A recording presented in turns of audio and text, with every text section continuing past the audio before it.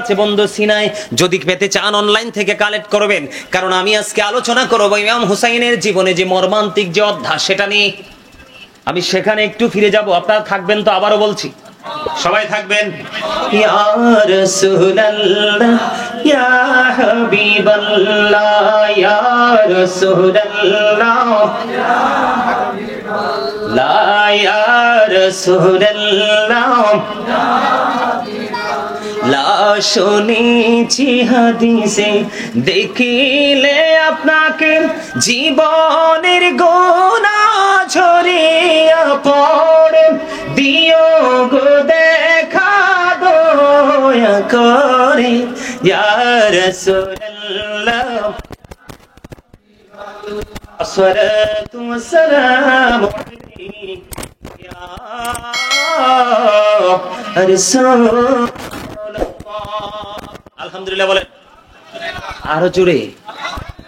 All praise is to Allah, সমস্ত প্রশংসা love for Allah and hate for Allah, ভালোবাসাও আল্লাহর জন্য, ঘৃণাও আল্লাহর জন্য, ঠিক কিনা বলেন? আমি অল্প সময়ের মধ্যে আলোচনাটা গোছাতে চাই। বন্ধুরে আমার, আল্লাহর হাবিব যে আমাদের জন্য এত কষ্ট করেছে, রিসালাত এনেছে, সত্যের সন্ধান দিয়েছে, এর বিনিময় আমাদের কাছ থেকে কিছু চায় না, চাই শুধু রাসূলের আহলে বাইতের প্রতি ভালোবাসা। আমরা তাদেরকে ভালোবাসতে রাজি আছি না নাই? আরো জোরে বলেন। ভালোবাসা হলো ইমাম হুসাইনের পক্ষে থেকে ইমাম হুসাইনের পক্ষের ঝান্ডা উড্ডীন করা, আর ইয়াজিদি বাহিনীর বিরুদ্ধে বিরুদ্ধাচরণ করা, ঠিক কিনা বলেন? ইমাম হুসাইনকে ভালোবাসলে জান্নাতে রিসিভ করবে, আর ইয়াজিদরে ভালোবাসলে কি হইব? জাহান্নামী। ইয়াজিদ ইজ ক্যারেক্টারলেস, ইয়াজিদ হলো সর্বোচ্চ চরিত্রহীন। কথা বলে না কেন? আরে আরো জোরে। একটু বুকটা কাঁপে নাই? নবীজির কলিজার টুকরাকে নির্মম ভাবে শহীদ করে দিল।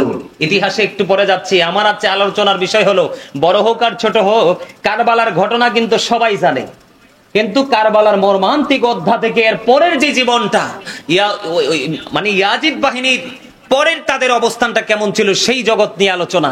তবে সেই জগতে আলোচনা করতে হলে আগের আলোচনাটা একটুখানি করতে হবে। কি করতে হবে? একটু আলোচনা করা ছাড়া কিন্তু আমি ওখানে ঢুকতে পারবো না। আপনাদেরকে বুঝাইতে হলে আমাকে এই আগের মূল মর্মান্তিক যে জায়গাটা সেটা নিয়ে একটু আলোচনা করতে হবে। সম্মানিত উপস্থিতি, আপনারা সবাই জানেন কারবালা হয়েছে 61 হিজরিতে। কত হিজরিতে? 60 হিজরিতে ইয়াজিদ ক্ষমতায় বসছে। সে ক্ষমতায় বসার পরে অনেক কিছু করেছে। আমি আপনাদেরকে বলে রাখি, ইয়াজিদের সাথে ইমাম হুসাইনের টক্করটা দেওয়ার কারণ ছিল, ইয়াজিদ ছিল ইহুদিদের চক্রান্তে চলার মতো একজন লোক। ইয়াজিদের উপদেষ্টা যিনি ছিলেন তার নাম ছিল শারজুন বিন মানসুর রুমি, যিনি একজন ইহুদি ছিলেন, আপাদমস্তক ইহুদি ছিলেন, এবং তিনি দিনের বেলা বানর নাচাতো।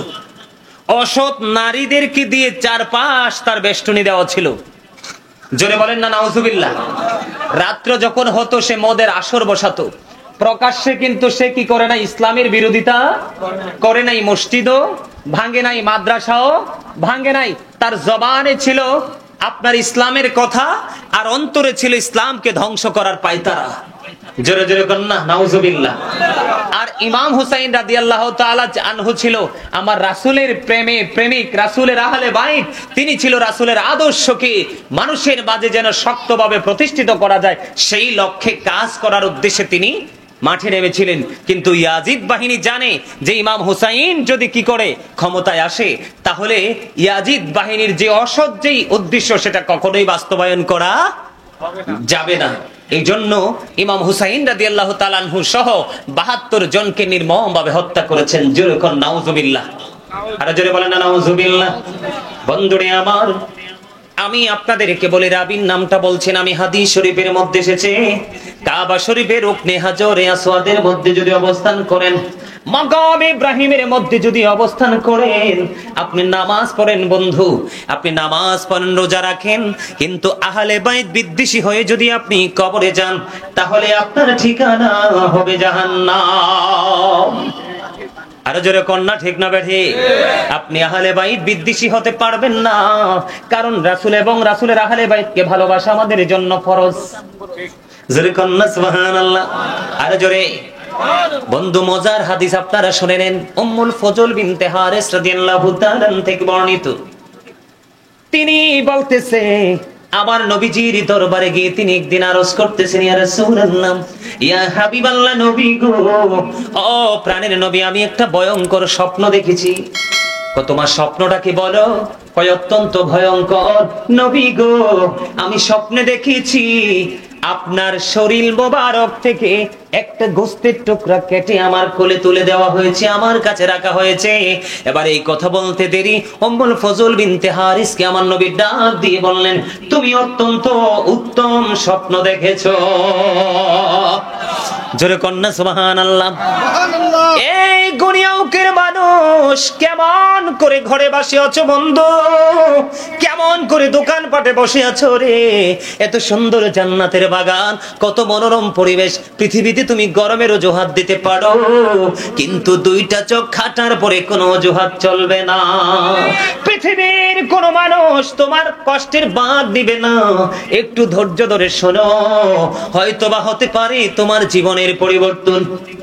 তিনি বলতেছেন, আমার নবী ডাক দিয়ে বলতেছে যে তুমি উত্তম স্বপ্ন দেখেছো, আমি নবীর শরীর মোবারক থেকে একটা টুকরা গোস্ত কেটে তোমার কোলে রাখা হয়েছে, এটা অত্যন্ত উত্তম স্বপ্ন দেখেছো তুমি।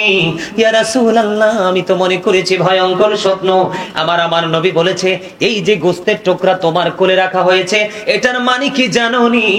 এটার মানে হলো আমার কলিজার টুকরা, আমার কন্যা ফাতেমা খুব অল্প সময়ের মধ্যে, খুব কাছাকাছি সময়ের মধ্যে একটা সন্তান প্রসব করবে। এই সন্তানটা তোমার কোলে তোলা হবে। জোরে জোরে বলেন না সুবহানাল্লাহ। উম্মুল ফজল বিনতে হারিস তিনি আশ্চর্য হয়ে গেলেন, প্রেমময় তথ্য তিনি পেয়ে গেলেন। নবীজির কথা অনুযায়ী মা খাতুনে জান্নাত ফাতেমা হোসেনকে প্রসব করলো, হোসেনকে তার কোলে তুলে দেওয়া হলো। হাদিস শরীফের মধ্যে এসেছে, আমার নবীজির কোলে ইমাম হোসেনকে তুলে দিলেন। তুলে দেওয়ার পরে হঠাৎ করে তিনি দেখতে পাইলেন, উম্মুল ফজল বিনতে হারিস তিনি বলতেছেন যে আমার দৃষ্টিটা হঠাৎ করে অন্যদিকে গেল।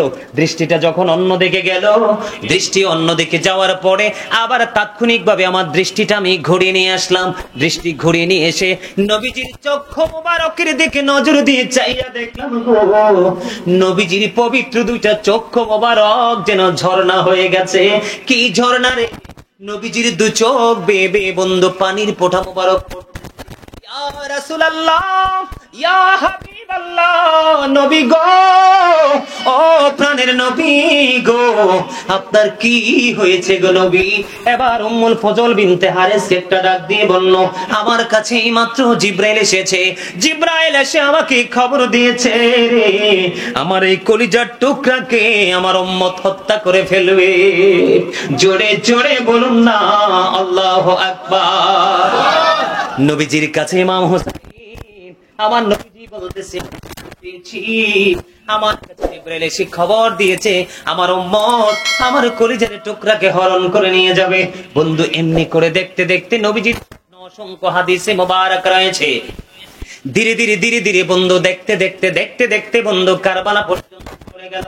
একক যুদ্ধ বন্ধ শুরু হয়ে গেল, একক যুদ্ধ শুরু হয়ে গেল। সর্বপ্রথম একক যুদ্ধের মধ্যে হযরত আলী আকবর বের হয়ে গেল। আলী আকবর ইয়াজিদ বাহিনীর সাথে যুদ্ধ শুরু করে দিল। কিছুক্ষণ যুদ্ধ করতে করতে ক্লান্ত হয়ে গেল। তার কারণ হলো রে, 3 দিন পর্যন্ত তাদের কোনো পানি পান করার ব্যবস্থা নাই। জোরে জোরে বলেন না নাউজুবিল্লাহ।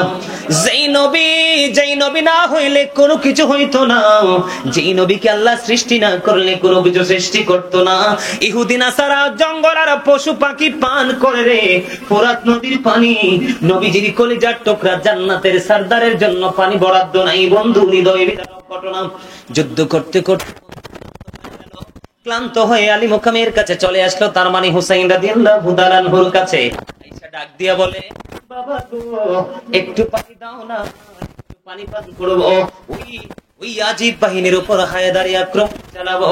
এবার বন্ধু আমি যতবার ইতিহাস পড়েছি, যতবার আমি এই জায়গাটাতে গিয়েছি, ততবারই চোখের পানি ধরে রাখতে পারিনি। ইমাম হুসাইন ডাক দিয়ে বলে, বাবা গো আমিও তো তৃষ্ণার্ত, আমিও তো পানি পান করতে পারি না। এই কথা বলে হযরতে হুসাইন রাদিয়াল্লাহু তাআলা আনহু ওনার শুষ্ক জিহ্বাটা বন্ধু আলী আকবরের দিকে বের করে দিল। আলী আকবর বাবার শুষ্ক জিহ্বাটা বন্ধু চষতে শুরু করলো। বন্ধু 3 দিন পর্যন্ত পানি নাই রে, পানি পান করতে পারে না। ও বন্ধু, ইয়াজিদ বাহিনী ফোরাত নদীর পানি বরাদ্দ করা বন্ধ করে দিয়েছে। শুষ্ক জিহ্বাটা বন্ধু চষতে চষতে আবার পুনরায় বন্ধু যুদ্ধের ময়দানে গেল। যুদ্ধের ময়দানে গিয়ে তিনি শাহাদাত বরণ করলো। বাবা বলে ডাক দিল। ইমাম হুসাইন রাদিয়াল্লাহু তাআলা আনহু আলী আকবরের কাছে গেলেন। আলী আকবরের কাছে যাওয়ার পরে এবার বন্ধু চাইয়া দেখলো আলী আকবরের বুকের মধ্যে বন্ধু তীর বিদ্ধ হয়েছে। তীর যখন টান দিয়ে বের করলো, রক্তের বন্যা বন্ধু বয়ে গেল। তখন ইমাম হুসাইন রাদিয়াল্লাহু তাআলা আনহুর বয়স ছিল 56 বছর 5 মাস 5 দিন। যখন আলী আকবর শাহাদাত বরণ করলো, তার পূর্বক্ষণ ওনার চুলদারি গুলো কাঁচা। যখন আলী আকবর শাহাদাত বরণ করলো, তার এই পবিত্র শরীরটা যখন কাঁদিনী তাবুর দিকে আসতে লাগলো, হযরতে জয়নব নজর দিয়ে চাইয়া দেখে রে ইমাম হুসাইনের চুলদারি গুলো পাইকা গেছে। জোরে জোরে বলেন আল্লাহু আকবার। বন্ধু আলী আকবর শাহাদাত বরণ করলো। ইন্না লিল্লাহি ওয়া ইন্না ইলাইহি রাজিউন। এখান থেকে আবার চলে গেল হযরতে হাসান রাদিয়াল্লাহু তাআলা আনহুর সুযোগ্য শাহজাদা কাসিম রাদিয়াল্লাহু তাআলা আনহু বের হলো। উনিও শাহাদাত বরণ করলো। তাবুর সামনে তাকে নিয়ে আসা হলো। হযরতে আলী আসগর শাহাদাত বরণ করলো। ওনাকেও বন্ধু তাবুর দিকে নিয়ে আসা হলো। সর্বশেষে ইমাম হুসাইন একক যুদ্ধের ময়দানে নেমে গেল। ইয়াজিদ বাহিনী কিন্তু এককভাবে ওনার সাথে যুদ্ধ করতে সাহস পায় না। বন্ধুরে আবার কে আগে কে পরে করবে। এক পর্যায়ে ইমাম হুসাইন রাদিয়াল্লাহু তাআলা আনহু ডাক দিয়ে বলল, তোমরা সবাই আমার দিকে একসাথে আক্রমণ চালাও। জোরে জোরে বলেন না আল্লাহু আকবার। আরে আরো জোরে বলেন না আল্লাহু আকবার। আপনারা কি এখান থেকে কিছু পান না? আমি যে বলতেছি অনেকে হয়তো ভাবতে পারেন যে হুজুর এগুলো বলে লাভ কি, আর এগুলো তুই তো লাভ। সত্য এবং মিথ্যার পার্থক্য, ঈমান এবং বেঈমানদের পার্থক্য, আপনার রাসূল প্রেমিক ইসলামের পক্ষে এবং ইসলামের দুশমনদের পার্থক্য। দেখেন ইসলামের ঝান্ডা সত্যকে তিনি প্রতিষ্ঠিত করার জন্য তিনি হাসিমুখে পুরো পরিবার নিয়ে মৃত্যুর জন্য তিনি প্রস্তুত হয়ে গেছেন। আওয়াজ তুলে বলেন না সুবহানাল্লাহ। আজকে আপনাকে যুদ্ধ করতে হবে না, জীবন দিতে হবে না। আজকে শুধু আপনি এখানে আসবেন, বসবেন, এই রাসূলের আহলে বাইতের প্রেমের তাদের ইতিহাসগুলো শুনবেন, আপনি প্রেমিক হিসাবে পরিচিতি নিয়ে বাড়ি যাবেন। এটাই হবে আপনার জান্নাতের জন্য যথেষ্ট। আপনারা কি বুঝতে পারেন না এখানে কি আছে? একক যুদ্ধ বন্ধু শুরু হয়ে গেল।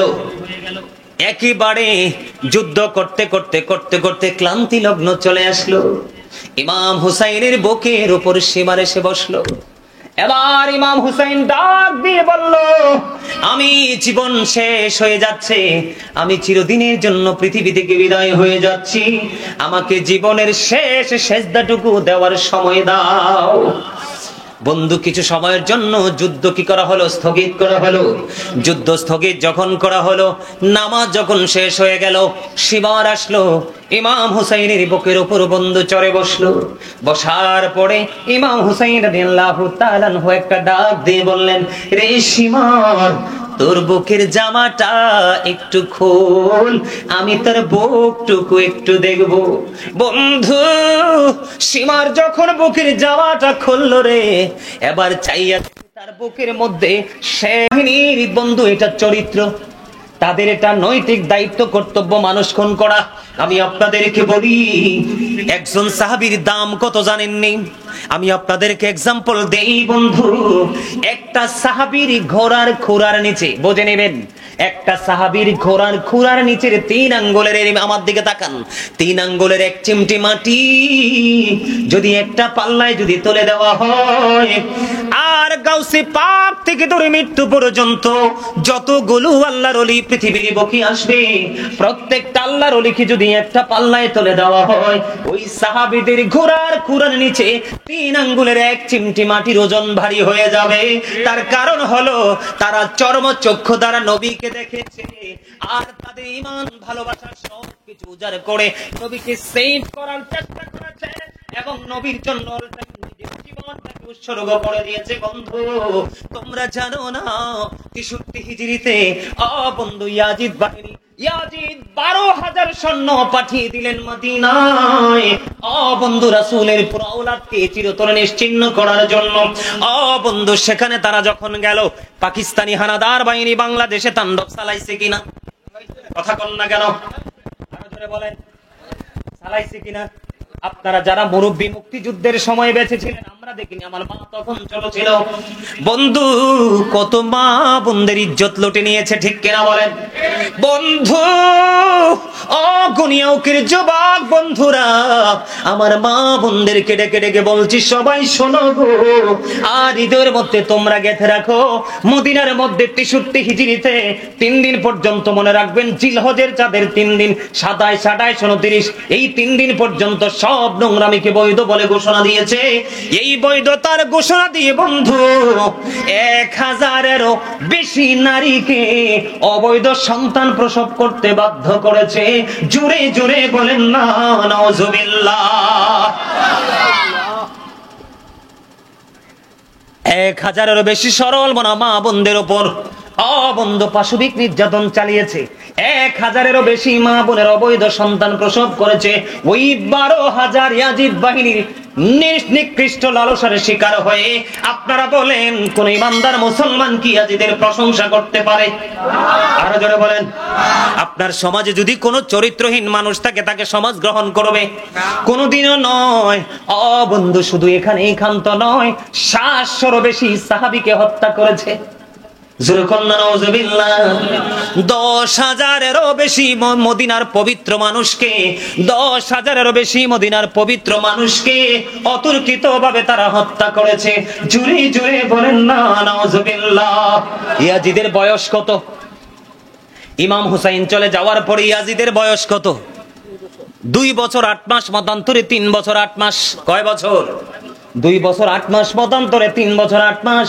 এই 2 বছর মতান্তরে 3 বছর 8 মাসের মধ্যে বন্ধু এত নির্মমতা, এত নিষ্ঠুরতা, এত নিকৃষ্ট কাজ, এত পাশবিক নির্যাতন চালিয়েছে। কোন দিকের কোন নির্যাতন তারা বন্ধ করেনি। আমি আজকে বলবো, ইসলামের লেবাস লাগাইয়া যারা নারী দর্শন করে তারা ইয়াজিদি বাহিনী। কথা বলেন না কেন?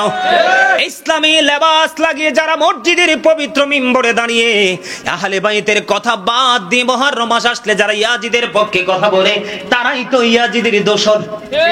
কথা বলেন না কেন?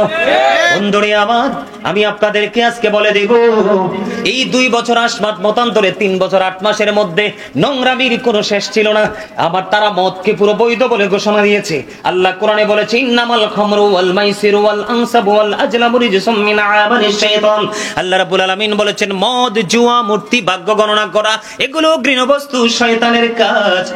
বন্ধু ইয়াজিদ বাহিনীর কাছে মদ খাওয়া ছিল। কি ছিল? ইমাম আজম আবু হানিফা রাহমাতুল্লাহি আলাইহি বলেছে, পৃথিবীর বুকে তোমরা কেউকে যদি মদ পান করতে দেখো, সঙ্গে সঙ্গে তোমরা তাকে 80টা ডোরা মারবা। কয়টা? 80টা ডোরা মারবা। কেন গো? এই কারণে মারবা, মদ পান করার পরে তার বিবেকটা কি হয়ে যায়? বিকৃত হয়ে যায়, তার বিবেক কাজ করে না, তখনই সে জিনার মতো কাজে লিপ্ত হয়ে যায়।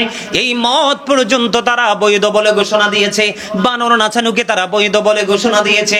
রাতের বেলা নর্তকী নষ্ট নারীদেরকে নিয়ে নাচের আসর বসানোকে তারা বৈধ বলে ঘোষণা দিয়েছে।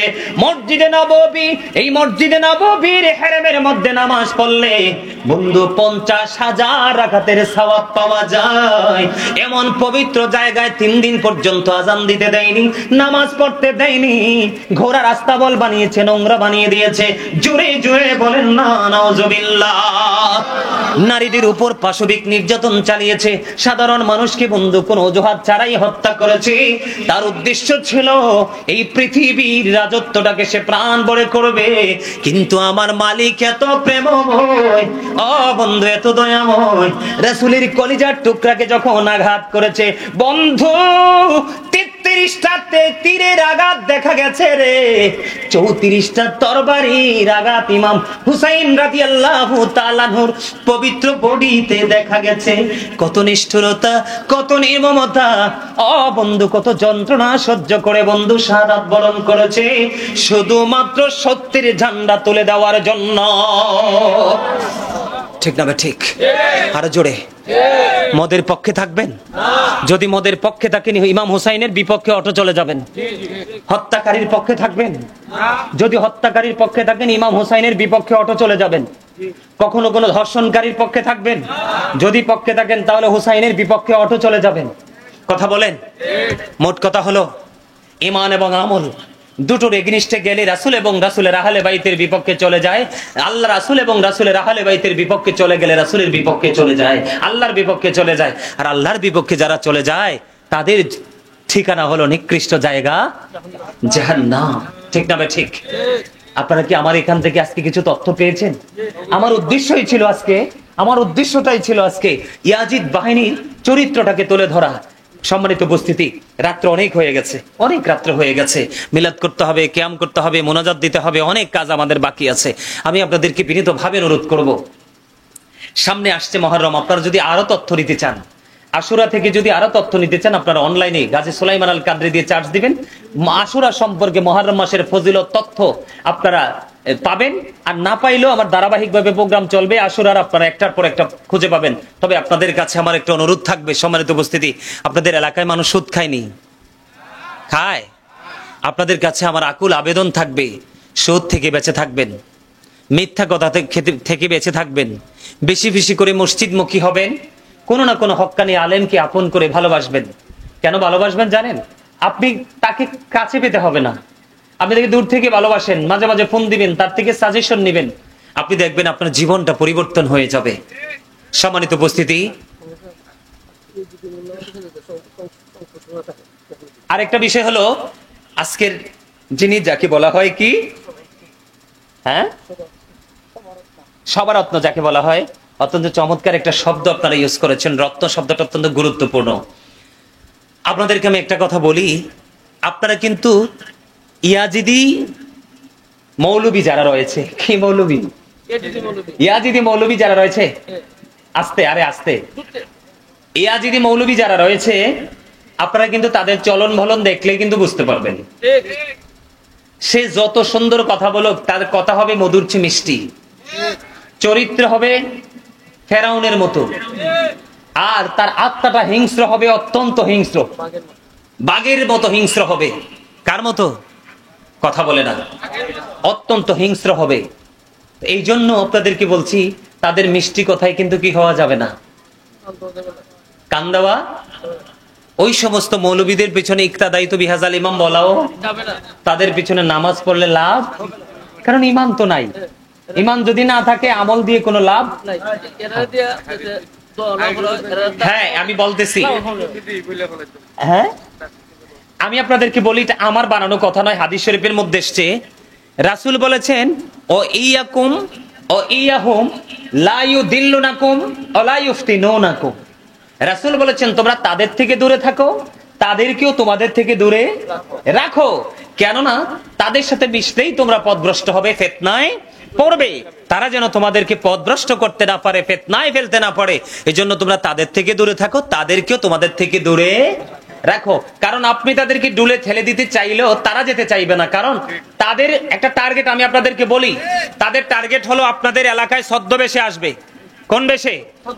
ছদ্মবেশে আসবে, এসে খবর নেবে এই এলাকার মোড়লকে, কার কথায় ধানে পাড়া পড়বে, পাড়ায় ধান পড়বে, মানে শক্তিশালী কোন লোকটা, সেই লোকটার সন্ধান খোঁজ করবে। খোঁজ করার পরে কি করবে জানেন? আমার কাছে এক্সাম্পল আছে, এই জন্য বলছি, আমি কিন্তু কাল্পনিক গল্প বলছি না। আমার এখানে একটা ঘটনা হয়েছে, এইভাবে হাত ধরবে, আপনার হাতটা দেন, এইভাবে হাতটা ধরবে, ধইরা 1 থেকে 5 বার চেহারাটার দিকে তাকাইব, অথবা ওনাকে হাত ধরবে, ধরে এক্সাম্পল ধরে বলবো, আপনাকে দেখতে তো হযরত ওমরের মতো লাগে, অথচ 14 গোষ্ঠীর কেউ হযরত ওমরকে দেখে নাই। কথা কয় না? আমি আপনাদেরকে ট্রেনিং দিচ্ছি, আপনারা বুঝছেন না কেন? কার মতো লাগে?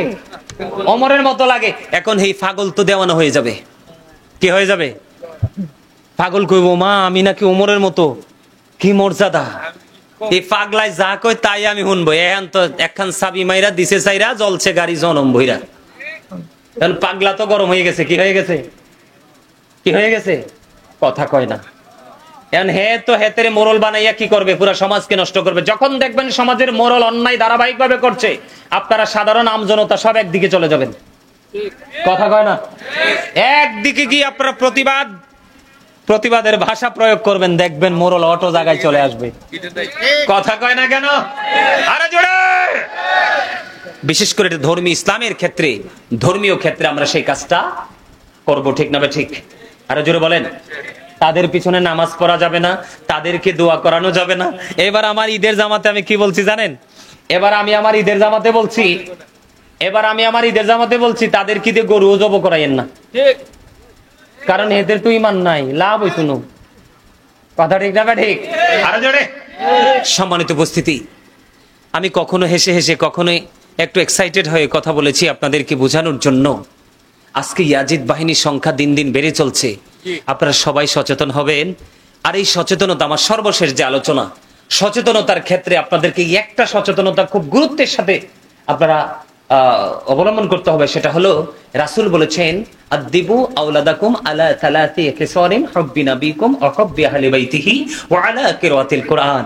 রাসূল বলেছেন, তোমরা তোমাদের সন্তানদেরকে তিনটি বিষয় শেখাও। কয়টি বিষয়? কথা কয় না। একটি হলো হুব্বি নাবিকুম, teach the love of the prophet, নবীর ভালোবাসা শেখাও, কারণ এটা ঈমান। এরপরে বলেছেন ওয়া হুব্বি আহলি বাইতিহি, টিচ ফ্যামিলি লাভ, নবীর আহলে বাইতের ভালোবাসা শেখাও, নবীর পরিবারের ভালোবাসা শেখাও, কারণ ওই ভালোবাসাটাও ফরজ। এরপরে বলেছেন ওয়া আলা কিরাআতিল কুরআন, তারপরে 3 নম্বরে নবী বলেছেন কোরআন তেলাওয়াত শেখাও। Teach the love of the prophet, teach family love, learn to recite the holy Quran, তুমি কোরআন তেলাওয়াত শেখাও। এখন কিন্তু আপনার নবীর প্রেম নাই, আহলে বাইতের প্রেম নাই, এখন শুধু কোরআন শরীফ পড়া নিয়ে ব্যস্ত। ঠিক না? ঠিক। আমি বিশ্বাস করি আপনার ঈমান যদি টেকসই না হয়, নামাজ, আমল, কোরআন তেলাওয়াত কোনো লাভই হবে না। হবে?